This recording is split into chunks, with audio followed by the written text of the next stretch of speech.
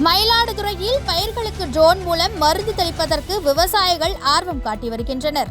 மயிலாடுதுறை மாவட்டத்தில் 38,441 ஹெக்டரில் குறுவை சாகுபடி நடைபெற உள்ளது.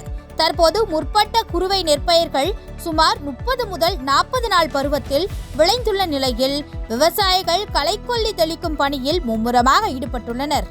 குத்தாலம் அருகே வைகல் கிராமத்தில் ICICI ஃபவுண்டேஷன் சார்பில் ட்ரோன் மூலம் களைக்கொல்லி தெளிக்க ஏற்பாடு செய்து தரப்பட்டுள்ளது. ட்ரோன் மூலம் களைக்கொல்லி தெளிப்பதால் கால விரயம் தவிர்க்கப்படுவதுடன் செலவும் குறைவதால் இப்பகுதியில் பெரும்பாலான விவசாயிகள் ட்ரோன் மூலம் மருந்து தெளிக்கும் பணியில் நாட்டம் காட்ட தொடங்கியுள்ளனர். அது அப்புறம் பார்த்துக்கலாம்.